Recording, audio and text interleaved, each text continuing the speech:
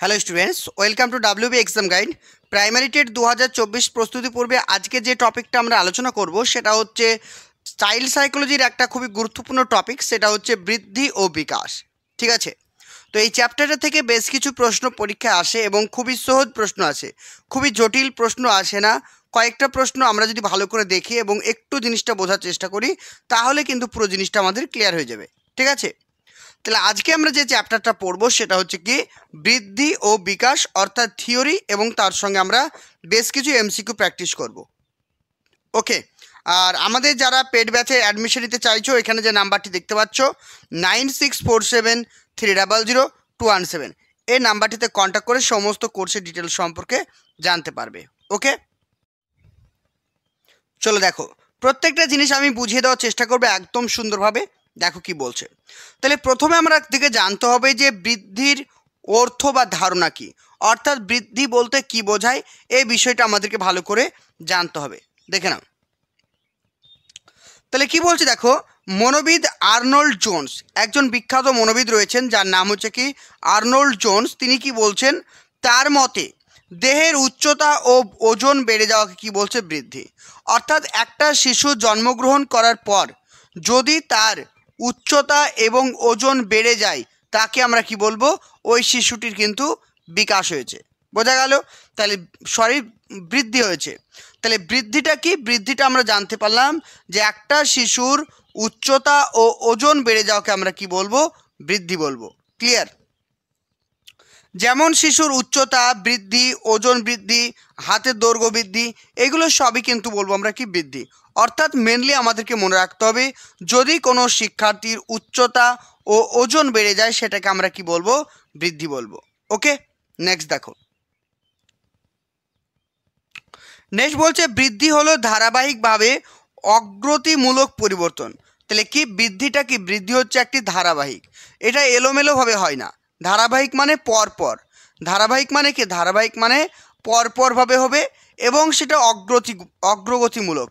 মানে কি, অগ্রগতিমূলক মানে হচ্ছে সবসময় সামনের দিকে এগিয়ে যাবে। বৃদ্ধি কখনো কিন্তু পিছনের দিকে হয় না। বোঝা গেল? তাহলে বৃদ্ধি আমরা কিন্তু পিছন দিকে বলবো না। যেমন ধরো আজকে আমার ওজন কত, 50 কিলো, কালকে আমার ওজন 40 কিলো হয়ে গেল, সেটাকে কি আমরা বৃদ্ধি বলবো? না, সেটাকে আমরা কখনোই বৃদ্ধি বলবো না। তাহলে বৃদ্ধি সবসময় কী হবে, বৃদ্ধি সবসময় সামনের দিকে এগিয়ে যায়। ওকে, তারপরে বলছি দেখো, অগ্রগতিমূলক পরিবর্তন বলতে বোঝায় পরিবর্তনের নির্দিষ্ট দিক বা অভিমুখ আছে, অর্থাৎ শুধু সামনের দিকেই যাবে, অর্থাৎ একটা দিকেই কিন্তু বৃদ্ধি হবে, সেটাকে বলছে অগ্রগতিমূলক বা অভিমুখ রয়েছে। এই অভিমুখ হলো এগিয়ে যাওয়া, অর্থাৎ সামনের দিকে সবসময় এগিয়ে যাওয়া, পিছনে যাওয়া নয়। মানে বুঝতে পেরেছো? তাহলে বৃদ্ধি বলতে কখনো কিন্তু আমরা পিছনে ফিরে যাওয়াকে বলবো না, সবসময় সামনের দিকে এগিয়ে যাওয়াকে আমরা কি বলবো, বৃদ্ধি বলবো। এবার আর একটা জিনিস পয়েন্ট মনে রাখতে হবে, ধারাবাহিকতার অর্থ হলো কি। তাহলে ধারাবাহিকতার অর্থ হচ্ছে পরিবর্তনগুলির মধ্যে নির্দিষ্ট সম্পর্ক বিদ্যমান। অর্থাৎ কি, তাহলে ধারাবাহিকতা বলতে কি বোঝায়, ধারাবাহিকতা বলতে বোঝাচ্ছে কি একটা পরিবর্তন হয়েছে, তাহলে একটা পরিবর্তনের সঙ্গে আর একটা পরিবর্তনে কি থাকবে, মিল থাকবে, একদম সম্পূর্ণভাবে কিন্তু কখনোই আলাদা হবে না। বোঝা গেল? এমনটা কি হয় যে ধরো আজকে আমি দুটো কথা বলতে পারছি, কালকে আমি মানে অনর্গল কথা বলতে পারবো, এমনটা কি হবে? একদম হবে না। কারণ আজকে আমি দুটো কথা বলতে পারলে হয়তো আগামীকালকে আমি 3টে কথা বলবো, তারপর দিন 4টে, এইভাবে কিন্তু আমার বিকাশ বৃদ্ধি ঘটবে। হঠাৎ করে কিন্তু বৃদ্ধি মানে এক ধাপে অনেক দূর চলে যাবে না, যেখানে কিন্তু কোনো রকম সামঞ্জস্য থাকবে না। বোঝা গেল? তাহলে এখানে আমরা জানলাম কি, এখানে আমরা জানলাম যে বৃদ্ধিটা কি ধারাবাহিক, মানে কি একটা পরিবর্তনের সঙ্গে আর একটা পরিবর্তনের কি থাকতে হবে, একটা নির্দিষ্ট সুসম্পর্ক থাকতে হবে। নেক্সট দেখো, নেক্সট বলছে বৃদ্ধি হলো ব্যক্তির পরিমাণগত পরিবর্তন। তাহলে বৃদ্ধিটা কি, বৃদ্ধি হচ্ছে ব্যক্তির পরিমাণগত, অর্থাৎ বৃদ্ধিকে আমরা পরিমাপ করতে পারি। কিন্তু বিকাশ কি, বিকাশ হচ্ছে ব্যক্তির গুণগত ও পরিমাণগত পরিবর্তন দুটোই। তাহলে বিকাশ কি, বিকাশ হচ্ছে ব্যক্তির গুণগত ও পরিমাণগত দুটোই, কিন্তু বিকাশটা হচ্ছে শুধুমাত্র, বৃদ্ধিটা কি, বৃদ্ধিটা হচ্ছে শিশুর শুধুমাত্র পরিমাণগত পরিবর্তনের মধ্যে পড়ছে। ক্লিয়ার? তাহলে চলো এবার আমরা যেটা পড়বো সেটা হচ্ছে কি বৃদ্ধির বৈশিষ্ট্য। তাহলে কি কি বৃদ্ধির বৈশিষ্ট্য রয়েছে আমরা একটু দেখে নিই। ওকে, দেখো তাহলে প্রথম বৈশিষ্ট্য আমরা কি পাবো একটু আমরা দেখে নিই। তাহলে প্রথম বৈশিষ্ট্য পাচ্ছি বংশধারা ও পরিবেশের মিথস্ক্রিয়া, ভেরি ভেরি ইম্পর্টেন্ট। তাহলে বৃদ্ধিটা কি? বৃদ্ধি হচ্ছে বংশগতি ও পরিবেশের মিথস্ক্রিয়ার ফলে কিন্তু বৃদ্ধি ঘটে, অর্থাৎ একটা জন্মসূত্রে আমরা পাই আর একটা আমরা পরিবেশ সূত্রে পাই। এই দুটোর মিথস্ক্রিয়াকে আমরা কি বলবো? বৃদ্ধি বলবো। দেখো এখানে বলা হয়েছে বংশধারা ও পরিবেশের মিথস্ক্রিয়ার ফলে কিন্তু বৃদ্ধি হয়। কোনো মনোবিদ মনে করেন বৃদ্ধির ওপরে বংশধারার প্রভাব অধিক, আবার কেউ মনোবিদ মনে করেন যে বৃদ্ধির ওপরে কিন্তু পরিবেশের ভূমিকা কিন্তু সবথেকে বেশি। কিন্তু তবে আধুনিক যে সমস্ত মনোবিদরা রয়েছেন তারা স্বীকার করে নিয়েছেন যে বৃদ্ধির ক্ষেত্রে বংশগতি ও পরিবেশের কিন্তু উভয়েরই কিন্তু কি রয়েছে? প্রভাব রয়েছে। তাই বৃদ্ধি বলতে বোঝাচ্ছে বংশগতি ও পরিবেশের মিথস্ক্রিয়া। ক্লিয়ার? এই পয়েন্টটা ভেরি ইম্পর্টেন্ট, মনে রেখো। নেক্সট দেখো, নেক্সট বলছে বয়স অনুযায়ী বৃদ্ধির হার। তাহলে একটা নির্দিষ্ট বয়সে এক ধরনের বৃদ্ধি দেখা যায়, অন্য একটি বয়সে অন্য রকমের বৃদ্ধি কিন্তু দেখা যায়। দেখে নাও, বলছে বিভিন্ন বয়সে বৃদ্ধির হার কিন্তু বিভিন্ন রকমের। অর্থাৎ একটা শিশু যখন ছোট থাকে তার বৃদ্ধির হার একরকম, যখন সে একটু বড় হয় তার বৃদ্ধির হার আর এক রকম। অর্থাৎ বিভিন্ন বয়সে বৃদ্ধির হার কিন্তু বিভিন্ন রকমের হয়ে থাকে। ক্লিয়ার? দেখো এখানে কি বলছে, দেখো বলছে এইচ.ভি. মেরিডিথ, নামটা দেখো, এইচ.ভি. মেরিডিথ বৃদ্ধির হারের ওপরে দীর্ঘ অধ্যয়ন পদ্ধতি যেটাকে বলা হয় কি লঙ্গিটিউডাল ব্যবহার করেছেন। তাহলে একটা শিশুর ওপরে যদি আমি দীর্ঘদিন ধরে পর্যবেক্ষণ করি তাহলে আমরা সেই পর্যবেক্ষণটাকে কি বলবো? লঙ্গিটিউডাল। বোঝা গেল? সেটাকে আমরা কি বলবো? লঙ্গিটিউডাল বলবো। আর এই পদ্ধতির বৈশিষ্ট্যগুলি কি কি রয়েছে আমরা দেখে নিই। দেখো বলছে একটি শিশুকে দীর্ঘ সময়ব্যাপী অধ্যয়ন করা হয়। ঠিক আছে, অর্থাৎ একটা শিশুকে যদি আমরা দীর্ঘদিন ধরে অধ্যয়ন করি বা পর্যবেক্ষণ করি সেটাকে আমরা কি বলবো? লঙ্গিটিউডাল বলবো। ক্লিয়ার? এখানে একজন মনোবিদ রয়েছেন যার নাম হচ্ছে কি মেরিডিথ। তিনি অধ্যয়ন করে দেখেছেন বা একটা শিশুকে দীর্ঘদিন ধরে পর্যবেক্ষণ করে দেখেছেন। কি দেখেছেন? জন্ম থেকে 2.5 বছর পর্যন্ত বৃদ্ধির হার সব থেকে বেশি। বোঝা গেল? তাহলে একটা শিশু জন্ম থেকে 2.5 বছর পর্যন্ত সব থেকে বেশি তার কিন্তু বৃদ্ধির হার বেশি। তাহলে জন্ম থেকে 2.5 বছর পর্যন্ত বৃদ্ধির হার সব থেকে বেশি। আবার বলা হয়েছে 2.5 বছর বয়স থেকে বয়ঃসন্ধিখানের ঠিক 2 বছর পূর্ব পর্যন্ত বৃদ্ধির হার হ্রাস পেয়ে যায়। তাহলে 2.5 বছর থেকে বয়ঃসন্ধিক্ষণের ঠিক 2 বছর আগে পর্যন্ত কি হয়? বৃদ্ধির হার একদম কমে যায়। আবার যখন বয়ঃসন্ধিক্ষণ চলে আসে বা বয়ঃসন্ধিক্ষণের কিছু পূর্ব থেকেই বৃদ্ধির হার কিন্তু আবার দ্রুত হারে বৃদ্ধি পেতে পারে। বোঝা গেল? তাহলে প্রথমে কিন্তু জন্ম থেকে 2.5 বছর খুবই দ্রুত হয়, 2.5 থেকে কৈশোরকালের ঠিক 2 বছর আগে পর্যন্ত আবার স্লো হয়ে যায়, আবার কৈশোরকালে গিয়ে আবার কিন্তু দ্রুত হয়ে যায়। এই পয়েন্টগুলো মনে রাখতে হবে।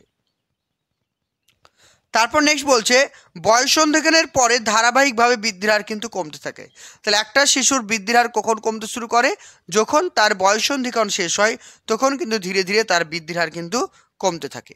ওকে, নেক্সট বলছে বৃদ্ধি ও অনুশীলন। দেখো তাহলে বৃদ্ধি ও অনুশীলনটা কি বলছে, দেখো বৃদ্ধির ওপর অনুশীলনের প্রভাব সম্পর্কিত একাধিক পরীক্ষা রয়েছে এবং ধনাত্মক প্রভাব রয়েছে। কি বলছে? তাহলে একটা শিশুর বৃদ্ধির জন্য কিন্তু অবশ্যই এক্সারসাইজের কিন্তু প্রয়োজন রয়েছে। দেখো আমরা অনেক সময় বলি যে সমস্ত ছোট ছোট বাচ্চারা এক্সারসাইজ করে, দৌড়ঝাঁপ করে, তাদের যে বৃদ্ধি সেটা কিন্তু খুব ভালোভাবে হয়, তাদের মাসেলের গ্রোথ ভালো হয়, তারপরে তাদের যে ঝুলে থাকার কারণে তাদের হাইট বৃদ্ধি পায়, সাইকেল চালানোর কারণে হাইট বৃদ্ধি পায়। তাহলে কি বলছে? তাহলে একজন শিশুর বিভিন্ন বিকাশ, বিভিন্ন এক্সারসাইজের কারণে কিন্তু তার বৃদ্ধি কিন্তু ত্বরান্বিত হয়। এটা কিন্তু মাথায় রাখবে। তাহলে বৃদ্ধির ওপরে এক্সারসাইজের ভূমিকা কিন্তু অত্যন্ত গুরুত্বপূর্ণ এবং সেটা পজিটিভ। ক্লিয়ার? নেক্সট দেখো, নেক্সট বলছে বৃদ্ধির হারের তারতম্য। তাহলে বৃদ্ধির হারেরও কিন্তু তারতম্য দেখা যায়। দেখো কি বলছে, শিশুদের মধ্যে বৃদ্ধির হারের পার্থক্য দেখা যায়। কিছু শিশুর বৃদ্ধির হার দ্রুত, আবার কিছু শিশুর বৃদ্ধির হার শ্লুত। শিক্ষক শিক্ষার্থীদের বৃদ্ধির হারের সঙ্গে সামঞ্জস্য রেখে শিক্ষা দিতে হবে। জিনিসটা বোঝো, বৃদ্ধির হার বলতে কি বোঝায়? তাহলে প্রত্যেকটা শিশুর কিন্তু বৃদ্ধির হার কিন্তু একই রকম নয়। তাহলে বৃদ্ধির প্যাটার্নটা একই রকম, শিশুদের বৃদ্ধির প্যাটার্নটা একই রকম, কিন্তু রেট অফ গ্রোথ সেম না। কারণ দেখো একটা শিশু 2 বছর বয়সে কিন্তু 10 কিলো ওজন, আবার কোনো একটা শিশু 2 বছর বয়সে 15 কিলো ওজন। অর্থাৎ কি বলা যেতে পারে, ওই যে বৃদ্ধির যে রেট কিন্তু সমান না, কারো রেট মানে বেশি বেড়ে থাকে, আবার কারো রেট কিন্তু কমে থাকে। দেখবে একটা 3 বছরের বাচ্চার উচ্চতা যতটা রয়েছে, একটা 4 বছরের বাচ্চার উচ্চতা কিন্তু তার থেকে কম রয়েছে, এমনটাও হয়। তাহলে বৃদ্ধির হার কিন্তু কি হয়, আলাদা আলাদা। প্রত্যেকের বৃদ্ধির হার কিন্তু আলাদা আলাদা, এই পয়েন্টটা কিন্তু মনে রাখবে, পরীক্ষা আসে। নেক্সট কি বলছে দেখো, নেক্সট বলছে নিরবিচ্ছিন্ন ও ধারাবাহিক প্রক্রিয়া। নিরবিচ্ছিন্ন মানে কি, ওই যে কখনো বিচ্ছিন্ন হবে না, যেটুকু হবে কিন্তু একভাবে হবে। এখানে কি বলছে দেখো, বৃদ্ধি নিরবিচ্ছিন্ন এবং ধারাবাহিক প্রক্রিয়া, ইম্পর্টেন্ট। তাহলে বৃদ্ধি কি, বৃদ্ধি হচ্ছে একটি নিরবিচ্ছিন্ন এবং ধারাবাহিক প্রক্রিয়া। শিশুর বৃদ্ধি নিরবিচ্ছিন্নভাবে একটা বয়স পর্যন্ত ঘটে। তাহলে একটা বয়স হতে পারে 10 বছর, হতে পারে 20 বছর বা 25 বছর। তাহলে জন্ম থেকে 25 বছর বা 20 বছর বয়স পর্যন্ত কিন্তু একটা শিশুর বৃদ্ধি কিন্তু ধারাবাহিকভাবে ঘটতে থাকে, এলোমেলোভাবে নয়। বয়সভেদে বৃদ্ধির পরিবর্তন ঘটতে পারে, এই যেটা আমি বললাম, একটা 4 বছরের বাচ্চা, একটা 5 বছরের বাচ্চার কিন্তু কথা বলার ধরন, তার শারীরিক গঠন কিন্তু কখনোই এক হবে না। অর্থাৎ বয়সভেদে কিন্তু বুদ্ধির পার্থক্য দেখা যায় বৃদ্ধির। কিন্তু কোনো বয়সে তা থেমে গিয়ে আবার শুরু হয়, এমনটা ঘটে না। তাহলে বৃদ্ধি কিন্তু হয়তো কি, ধরো একটা শিশুর বয়স যখন 2.5 বছর, খুবই দ্রুত বৃদ্ধি হচ্ছে, তারপর ধীরে ধীরে তার বৃদ্ধি কমতে থাকবে। তার মানে এটা কখনো নয় যে একটা সময়ে বৃদ্ধি একেবারে থেমে গেল, তারপর আবার কিছুদিন পর শুরু হলো, এমনটা কিন্তু কখনোই কিন্তু হয় না। বোঝা গেল? এই পয়েন্টগুলো কিন্তু মনে রাখবে। এবার আমরা যেটা পড়বো সেটা হচ্ছে কি বিকাশ, অর্থাৎ বিকাশের অর্থ কি রয়েছে, মিনিং কি রয়েছে, তার কনসেপ্ট কি, সব আমরা জানবো। দেখো, বিকাশ হলো প্রাণীর মধ্যে ক্রম পরিবর্তন, যা কেবলমাত্র শারীরিক পরিবর্তনে থাকে না, ক্রিয়াগত পরিবর্তনের আবশ্যিক শর্ত। তাহলে বুঝতে পেরেছো? তাহলে এর আগে আমরা যখন পড়লাম বৃদ্ধিটা কি ছিল, শুধুমাত্র শারীরিক পরিবর্তন। কিন্তু বিকাশের ক্ষেত্রে শুধুমাত্র শারীরিক পরিবর্তন না, তার কর্মের পরিবর্তন থাকতে হবে। যেমন দেখবে একটা শিশুর বয়স 12 বছর, সে অনেক লম্বা হয়ে গেছে, দেখে মনে হচ্ছে তার 20 বছর বয়স, কিন্তু তার কাজ করা, কর্ম করা তার সেই ছোট শ্লবী বাচ্চাদের মতনই ব্যবহার রয়েছে। তাহলে তার কিন্তু বিকাশ হয়নি, শুধুমাত্র তার কিন্তু বৃদ্ধিটাই হয়েছে। বোঝা গেল?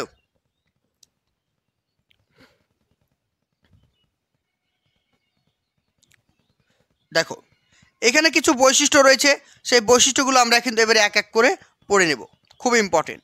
বলছে শিক্ষণের ফলে বিকাশ। তাহলে বিকাশের ক্ষেত্রে কিন্তু শিক্ষণের অত্যন্ত গুরুত্বপূর্ণ ভূমিকা রয়েছে।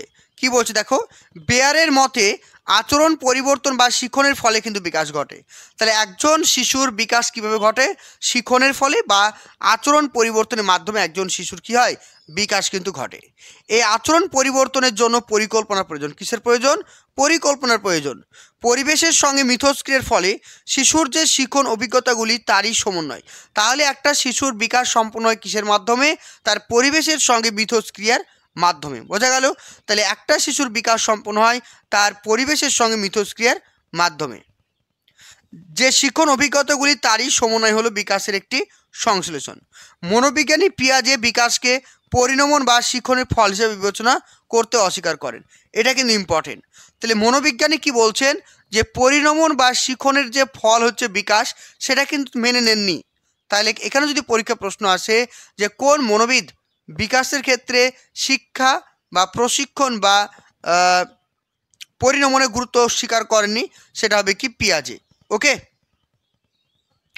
তারপর দেখো, কারণ এই দুটি ব্যাখ্যার বিকাশকেই কি বলছে, কারণ এই দুটি ব্যাখ্যার বিকাশকে নিষ্ক্রিয় প্রক্রিয়া। অর্থাৎ বিকাশের ক্ষেত্রে এই দুটি কিন্তু একটি নিষ্ক্রিয় প্রক্রিয়া। বিকাশের 4টি উপাদানের কথা তিনি বলেছেন। কটি উপাদান? 4টি। একটা হচ্ছে কি পরিণমন, 2 অভিজ্ঞতা, মানসিক যোগাযোগ, আর হচ্ছে ভারসাম্যকরণ। এই 4টে পয়েন্ট কিন্তু পরীক্ষা আসে। একটা হচ্ছে কি ম্যাচুরেশন বা পরিণমন, একটা হচ্ছে কি এক্সপিরিয়েন্স বা অভিজ্ঞতা, মানসিক যোগাযোগ বা মেন্টাল কানেকশন, আর একটা হচ্ছে কি ভারসাম্যকরণ বা ইকুইলিব্রেশন। তাহলে এই 4টে পয়েন্ট কিন্তু ভালো করে মনে রাখবে। এই 4টে হচ্ছে কি বিকাশের 4টি প্রক্রিয়া। ওকে, নেক্সট দেখো, বিকাশ একটি নিরবিচ্ছিন্ন প্রক্রিয়া। তাহলে বিকাশটা কি? বিকাশ হচ্ছে একটি নিরবিচ্ছিন্ন প্রক্রিয়া। মাতৃগর্ভ থেকে আমৃত্যু পর্যন্ত বিকাশ ঘটে, ভেরি ভেরি ইম্পর্টেন্ট। তাহলে বিকাশ কখন ঘটে? বিকাশ ঘটে একটা শিশুর জন্ম থেকে মৃত্যু পর্যন্ত। একটা শিশু মারা যতক্ষণ না যাচ্ছে ততক্ষণ কিন্তু তার বিকাশ কিন্তু ঘটতে থাকে। তাহলে বিকাশ কিন্তু তার মায়ের পেট থেকে মৃত্যু পর্যন্ত কিন্তু বিকাশ ঘটতে থাকে। তাই বিকাশকে কি বলা হয়? নিরবিচ্ছিন্ন প্রক্রিয়া। আর বিকাশের হার সবসময় কি বলছে? যদিও তার হারের কিন্তু সবসময় স্থির থাকে না। তাহলে বিকাশের হার কিন্তু সবার কিন্তু সমান নয়, বিকাশের হারের কিন্তু পরিবর্তন লক্ষ্য করা যায়, ভেরি ইম্পর্টেন্ট। নেক্সট বলছে দেখো, বিকাশ বংশগতি ও পরিবেশের মিথস্ক্রিয়া ফল। এর আগে আমরা পড়লাম যে বৃদ্ধিটা যেমন হচ্ছে কি বংশগতি ও পরিবেশের মিথস্ক্রিয়া, ঠিক তেমনি বিকাশও কিন্তু বংশগতি ও পরিবেশের মিথস্ক্রিয়া ফলে হয়ে থাকে। শিশু সহজাতভাবে যে সম্ভাবনাগুলি নিয়ে এসেছে পরিবেশের সঙ্গে, সেগুলি মিথস্ক্রিয়ার মাধ্যমে কিন্তু তার বিকাশ ঘটে। তাহলে একটা শিশু যখন জন্মগ্রহণ করে, তার জন্মাবার সময় তার বাবা মায়ের কাছ থেকে কিছু গুণাগুণ নিয়ে জন্মায়, সেগুলোই কিন্তু পরিবেশের সঙ্গে বিভিন্ন মিথস্ক্রিয়ার মাধ্যমে সেগুলিকে আরও ভালোভাবে চর্চা করে। ওকে,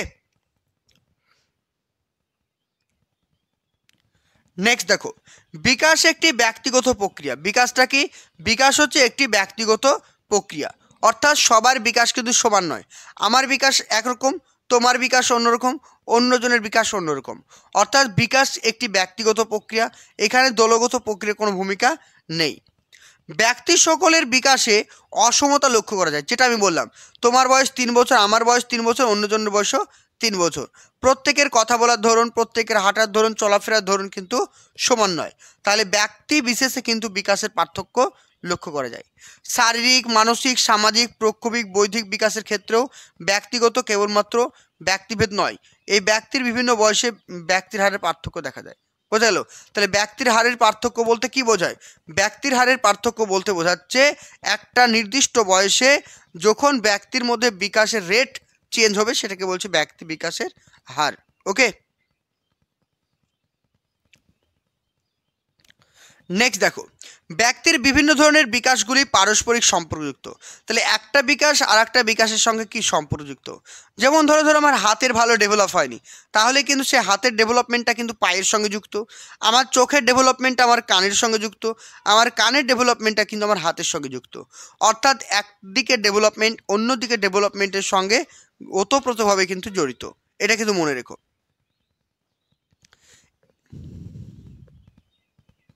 এবার আমরা যেটা পড়বো সেটা হচ্ছে কি বিকাশের নীতি। বিকাশের নীতি কি বলছে দেখো, the principle of the development.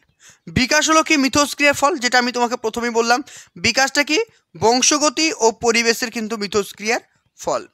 বংশগতি, পরিবেশের মিথস্ক্রিয়ার ফলই কিন্তু বিকাশ ঘটে। বিকাশ একটি ধারাবাহিক প্রক্রিয়া। আর দুটো পয়েন্ট মনে রাখতে হবে, একটা হচ্ছে কি সেফালোক্যাডুয়াল। তো সেফালোক্যাডুয়াল মানে কি? সেফালোক্যাডুয়াল মানে বিকাশ ওপর থেকে, মানে মাথা থেকে পায়ের দিকে হয়, এটাকে কি বলছে? সেফালোক্যাডুয়াল। তাহলে বিকাশটা কি? বিকাশ হচ্ছে সেফালোক্যাডুয়াল, যেটাকে বলছে বিকাশ হচ্ছে মাথা থেকে পায়ের দিকে কিন্তু হয়ে থাকে। আর একটা পয়েন্ট যেটা মনে রাখতে হবে সেটা হচ্ছে কি প্রক্সিমা ডিস্টাল। তাহলে বিকাশটা কি? বিকাশ হচ্ছে প্রক্সিমা ডিস্টাল, মানে বিকাশ কেন্দ্র থেকে পরিধির দিকে। ধরো এটা একটা বিকাশের কেন্দ্র, তাহলে বিকাশ সবসময় কেন্দ্রের দিকে কিন্তু এদিকে এইভাবে ছড়িয়ে পড়ে। তাহলে বিকাশ কেন্দ্র থেকে পরিধির দিকে ছড়িয়ে যায়। আর একটা মনে রাখো, বিকাশের ফলে যে চলন ঘটে তার ধারাবাহিকতা বিশ্বের সব শিশুর ক্ষেত্রে দেখা যায়, কিন্তু তার হামাগুড়ি, দাঁড়ানো, হাঁটা, এগুলো মানে বিকাশের কি? বিকাশের ক্ষেত্রে রেট হচ্ছে কি আলাদা, বিকাশের রেট আলাদা, কিন্তু বিকাশের যে প্যাটার্ন, ঠিক আছে, বিকাশের যে প্যাটার্ন সেটা কিন্তু সবার ক্ষেত্রে সেম। কারণ প্রথমে শিশু হামাগুড়ি দেবে, তারপরে দাঁড়াবে, তারপরে হাঁটবে, তারপরে দৌড়াবে, এগুলো হচ্ছে কি প্যাটার্ন। এই প্যাটার্নগুলো সবার ক্ষেত্রে কিন্তু সেম। তারপরে বিকাশ পরস্পর সম্পর্কযুক্ত, অর্থাৎ একটা বিকাশ অন্য একটা বিকাশের সঙ্গে সম্পর্কযুক্ত। ভবিষ্যৎবাণীর নীতি, তাহলে বিকাশ সম্পর্কে কিন্তু ভবিষ্যৎবাণী করা যায়। যেমন ধরো একটা ক্লাসে যদি কোনো একটা শিশু প্রতিদিন ভালো করে পড়াশোনা করে আসে, আমি ইজিলি বলতে পারবো তার ফাইনাল পরীক্ষা খুব ভালো হবে, অর্থাৎ শিশুর বৌদ্ধিক জ্ঞানের বিকাশকে আমি বলতে পারি। ওকে, আর আরেকটা নীতি মনে রাখো, বিকাশ সবসময় কি হয়? সাধারণ থেকে। কি বললাম? বিকাশ সবসময় সাধারণ থেকে কি হয়? বিশেষের দিকে হয়। বোঝা গেল? তাহলে বিকাশ সাধারণ থেকে বিশেষের দিকে হয়, এটাও কিন্তু মনে রাখতে হবে। ওকে, এবার আমরা বিভিন্ন বিকাশের প্রকারভেদ বা টাইপগুলো জানবো। দেখে নাও কি কি রকমের বিকাশ হতে পারে। বলছে সামাজিক বিকাশ, মানসিক বিকাশ, ভাষাগত বিকাশ, বৌদ্ধিক বিকাশ, দৈহিক বিকাশ, সৃজনশীলতার বিকাশ, প্রক্ষোভিক বিকাশ, সঞ্চালনমূলক বিকাশ, অহংবোধের বিকাশ, সৌন্দর্যবোধের বিকাশ, নৈতিক বিকাশ। তাই এই নৈতিক বিকাশটা কিন্তু একটা শিশুর সবার লাস্টে হয়। তাহলে এটাও যদি পরীক্ষার প্রশ্ন আসে, কোন বিকাশ শিশুর সবার লাস্টে হয়, সেটা হবে নৈতিক বিকাশ। আর কোন বিকাশ শিশুর প্রথমে হয়, সেটা হবে শারীরিক বিকাশ। এই পয়েন্টগুলো মনে রাখতে হবে। ওকে, প্রাইমারি টেট 2024কে উপলক্ষ করে বা প্রাইমারি টেট 2024কে লক্ষ্য করে আমাদের কিন্তু প্রাইমারি বা এবং আপার প্রাইমারি ব্যাচ কিন্তু অলরেডি স্টার্ট হয়ে গেছে।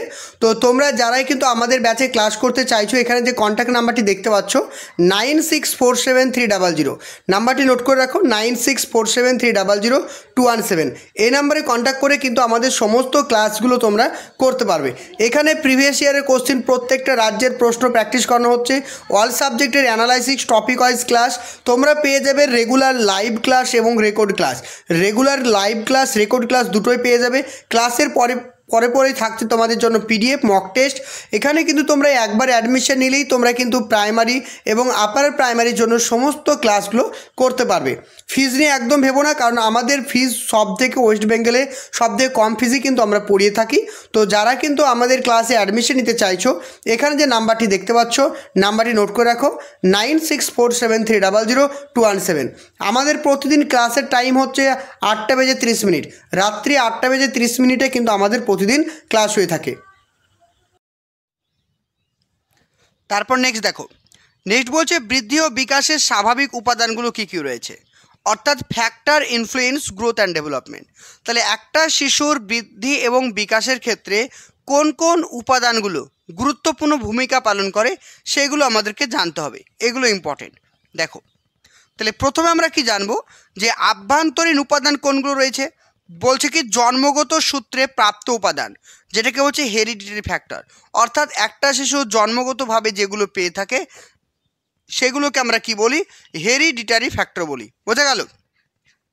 তাহলে জন্মগত সূত্রে প্রাপ্ত উপাদানগুলোকে আমরা কি বলবো, জন্মগত সূত্রে প্রাপ্ত উপাদানগুলোকে আমরা বলবো হেরিডিটারি ফ্যাক্টর।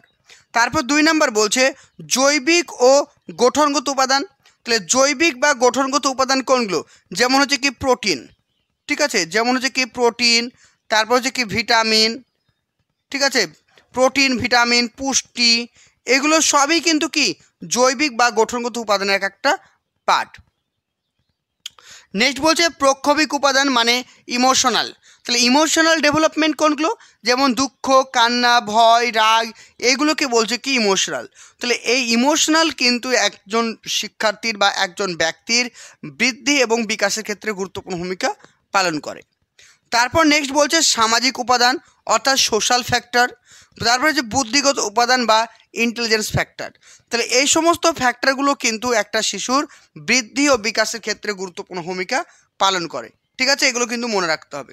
তাহলে কী কী পড়লাম, একটা হচ্ছে কি হেরিডিটারি ফ্যাক্টর মানে বংশগতি, 2 নম্বর হচ্ছে কি বায়োলজিক্যাল ফ্যাক্টর বা জৈবিক ফ্যাক্টর, প্রক্ষোভিক ফ্যাক্টর, সামাজিক ফ্যাক্টর আর বুদ্ধিগত ফ্যাক্টর। ঠিক আছে, চলো নেক্সট দেখো। ওগুলো সবই কিন্তু আভ্যন্তরীণ, পরীক্ষায় দিতে পারে প্রশ্ন, নিচের কোনটি আভ্যন্তরীণ কোনটি বাহ্যিক।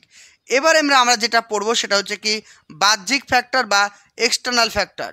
ঠিক আছে, এগুলিকে আমরা দুটি ভাগে ভাগ করতে পারি। কি কি দেখো, মাতৃগর্ভে থাকাকালীন পরিবেশে। তাহলে একটা শিশু যখন মায়ের পেটে থাকে তখন কি বলছে, মায়ের শারীরিক অস্বাস্থ্য। দেখবে একটা শিশু যখন মায়ের পেটে থাকে তখন যদি তার মা অসুস্থ হয় তাহলে দেখা যাবে বাচ্চাটা কিন্তু পুষ্টিকর হয় না, বাচ্চারা কিন্তু অপুষ্ট হয়। আবার দেখো মায়ের পুষ্টি, খাদ্য গ্রহণ, আচার ব্যবহার, এগুলো কিন্তু শিশুর বিকাশ বা বৃদ্ধিতে কিন্তু গুরুত্বপূর্ণ ভূমিকা পালন করে। ক্লিয়ার? কারণ মায়ের যদি পুষ্টির অভাব হয় তাহলে বাচ্চার পুষ্টির অভাব হবে, মায়ের যদি খাদ্য গ্রহণ কম হয় তাহলে বাচ্চা কিন্তু সেভাবে পুষ্টি পাবে না। বোঝা গেল? তাহলে এই সমস্ত জিনিসগুলো কিন্তু মনে রাখতে হবে। তারপর নেক্সট পয়েন্ট কি বলছে দেখো, নেক্সট বলছে সন্তান প্রসবের ধরন স্বাভাবিক না অস্বাভাবিক। অর্থাৎ কি দেখ, যদি একটা বাচ্চা নর্মাল ডেলিভারি হয় বা একটা সিজারিয়ান ডেলিভারি হয়, তাদের ক্ষেত্রে বৃদ্ধি বা বিকাশের কিন্তু পার্থক্য লক্ষ্য করা যায়। সেটা নর্মালে হচ্ছে না সিজারিয়ানভাবে হচ্ছে, তার উপরে কিন্তু ভিত্তি করেও কিন্তু শিশুর বৃদ্ধি ও বিকাশের কিন্তু ডেভেলপমেন্ট বা পার্থক্য দেখা যায়। এই পয়েন্টগুলো মনে রাখতে হবে। নেক্সট দেখো, নেক্সট বলছে জন্মগ্রহণের পরবর্তী পরিবেশ। তাহলে প্রথমে আমরা জানলাম জন্মগ্রহণের আগের পরিবেশ, এবার আমরা জানবো জন্মগ্রহণের পরের পরিবেশ। জীবনে কোনো ঘটনা বা দুর্ঘটনা ঘটলে, ধরো একটা শিশু জন্মেছে, জন্মাবার ঠিক 2 বছর পরে তার একটা অ্যাক্সিডেন্ট হয়েছে, হঠাৎ দেখা গেল তার অ্যাক্সিডেন্টে কানটা নষ্ট হয়েছে বা তার চোখটা নষ্ট হয়েছে, তাহলে শিশুর কি হলো, বিকাশে ব্যাহত হবে। এগুলো হচ্ছে কি জীবনে কোনো দুর্ঘটনার প্রভাবে। তারপরে বলছে পারিপার্শ্বিক প্রকৃতির পরিবেশ। ধরো তুমি এমন একটা পরিবেশে বড় হয়েছো যেখানকার পরিবেশ খুবই দূষিত, সেখানকার পরিবেশ ঠিকমতো যদি শুদ্ধ না হয়, দূষিত হয়, তাহলে কিন্তু তোমার বিভিন্ন বিকাশে কিন্তু ব্যাহত হবে। বোঝা গেল? বিভিন্ন রোগ জীবাণু হবে, তারপরে তোমার কিন্তু বিকাশে ব্যাহত হবে। চিকিৎসার সুযোগ সুবিধা, সঠিক পরিমাণে চিকিৎসা যদি আমরা না পাই, তাহলে বিকাশ ঠিকঠাক হবে না। কারণ আগেকার দিনে পোলিও রোগের টিকা ছিল না, সেই কারণে কিন্তু অনেক ছেলে মেয়ে পোলিও রোগে আক্রান্ত হতো। অর্থাৎ চিকিৎসার সুযোগ সুবিধা থাকতে হবে। তারপর সামাজিক কৃষ্টিগত সুযোগ সুবিধা বা গুণগত মান, কালচারাল যে কোয়ালিটি, সেগুলো থাকতে হবে। এছাড়াও ভাষা, তাহলে শিক্ষার্থীর ভাষা কিন্তু শিশুর ভাষার বিকাশে কিন্তু গুরুত্বপূর্ণ ভূমিকা পালন করে। যদি আমি ঠিকঠাক বুঝতে না পারি, সেক্ষেত্রেও কিন্তু আমার বিকাশের ক্ষেত্রে অনেকটা কিন্তু প্রবলেম তৈরি হবে। ক্লিয়ার? তো এই পয়েন্টগুলো ভালো করে কিন্তু আমাদের মনে রাখতে হবে। নেক্সট দেখো, এবার আমরা জানবো বিকাশের বিভিন্ন যে স্তরগুলো রয়েছে বা পর্যায়গুলো রয়েছে, সেগুলো আমরা এক এক করে জেনে নিব। যেমন বলছে মনোবিদ রুশো শিশুর জীবন বিকাশের স্তরকে কটি ভাগে ভাগ করেছেন? 4টি। শৈশবকাল 1 থেকে 5 বছর, বাল্যকাল 5 থেকে 12 বছর, প্রাক কৈশোরকাল 12 থেকে 15 বছর, আর কৈশোরকাল 15 থেকে 20 বছর। তাহলে এই যে সময়গুলো আর নামগুলো, স্তরের নামগুলো ভালো করে কিন্তু মনে রেখো, কারণ অনেক সময় মিলাতে দেয়, ঠিক আছে, কলাম ওয়াইজ মিলাতে দিতে পারে। তারপর দেখো আর্নেস্ট জোন শিশুর জীবন বিকাশের স্তরকে 4টে ভাগে ভাগ করেছেন। শৈশবকাল জন্ম থেকে 5 বছর, বাল্যকাল বলছে 5 থেকে 12 বছর, কৈশোরকাল বা বয়ঃসন্ধিকাল 12 থেকে 18 বছর, আর পূর্ণবয়স্ককাল 18 বছরের ওপরে। ওকে। তারপরে পিয়াজে শিশু জীবন বিকাশের স্তরকে 4টি ভাগে ভাগ করেছেন। সংবেদন সঞ্চালনমূলক স্তর জন্ম থেকে 2 বছর, প্রাক সক্রিয়তার স্তর 2 থেকে 6 বছর, মূর্ত সক্রিয়তার স্তর 6 থেকে 11 বছর, আর যৌক্তিক সক্রিয়তার স্তর 11 থেকে 12 বছর বা 15 বছর পর্যন্ত। বোঝা গেল? তাহলে এই পয়েন্টগুলো কিন্তু ভালো করে মনে রাখতে হবে। তারপর চলে আসি পিকুনাস কি বলছে দেখো, পিকুনাস কিন্তু 10টি ভাগে ভাগ করছেন। কি একটা হচ্ছে কি প্রাক জন্ম স্তর, যেটা হচ্ছে কি গর্ভ সঞ্চার থেকে জন্মাবার পূর্ব মুহূর্ত। তারপরে সদ্যজাত স্তর, প্রারম্ভিক শৈশব স্তর, প্রান্তীয় শৈশব স্তর, প্রারম্ভিক বাল্যকাল, মধ্য বাল্যকাল, প্রান্তীয় বাল্যকাল, যৌবনাগম, প্রাপ্তবয়স্ক আর বার্ধক্য। এই 10টা পয়েন্ট মনে রাখবে, আর তার বয়স সীমাগুলো কিন্তু মনে রেখো, কারণ পরীক্ষা অনেক সময় এভাবে কলাম ম্যাচিং দিতে পারে। বোঝা গেল? এগুলো বোঝাবার কিছু নেই, জাস্ট নামগুলো মনে রাখলে হয়ে যাবে। চলো এবার আমরা বেশ কিছু এমসিকিউ প্র্যাকটিস করে নিই, ঠিক আছে? তাহলে বিকাশ হলো কি? বিশৃঙ্খল হয়ে যাওয়া, সম্পূর্ণরূপে অপ্রত্যাশিত, একমাত্রিক আর গতিশীল। কি হবে? বিকাশ হচ্ছে এক ধরনের একটি গতিশীল প্রক্রিয়া, অর্থাৎ dynamic. Clear? Option number 4। Next question, কোন দুটি শর্তের ওপর শিশুর বিকাশ নির্ভর করে? বংশগতি, পরিবেশ পরিচ্ছন্নতা, বংশগতি পরিবেশ, বংশগতি বৃদ্ধি। তাহলে শিশুর বিকাশ নির্ভর করে কিসের উপর ভিত্তি করে? বংশগতি ও পরিবেশ। Option number C. Next 3 number question বলছে, কোন বয়সে শিশুদের দেহের আয়তন বৃদ্ধি বা দৈহিক বিকাশের হার খুবই দ্রুত হয়? 1 থেকে 3 বছর, প্রথম 2 বছর, প্রথম 5 বছর, আর 10 বছর। তাহলে এখানে আমাদের সঠিক আনসার কী হবে? যে 1 থেকে 2.5 বছর, মানে 1 থেকে 2.5 বছর, যেটাকে আমরা বলতে পারি 1 থেকে 3 বছর। বোঝা গেল? অপশন নাম্বার 4 হবে, এ হবে কারেক্ট।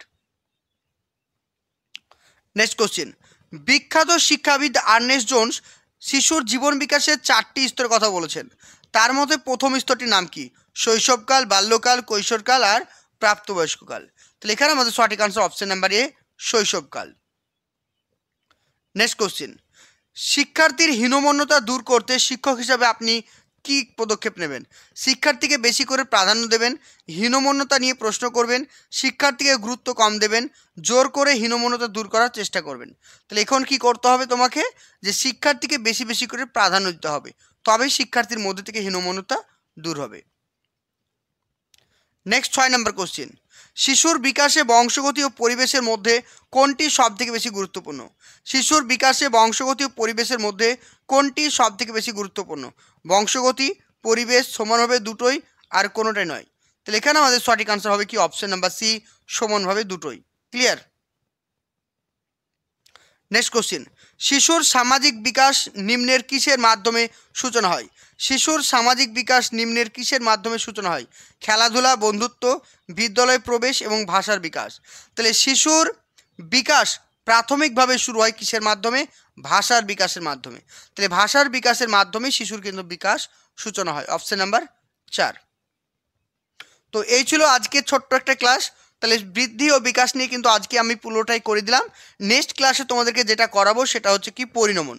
নেক্সট ক্লাসে তোমাদেরকে পরিণমনটা করালেই কিন্তু আমাদের এই চ্যাপ্টারটা পুরো কমপ্লিট হয়ে যাবে। ওকে, চলো আজকে এই পর্যন্ত। আর রেগুলার কিন্তু আমাদের পেড ব্যাচে ক্লাস হচ্ছে।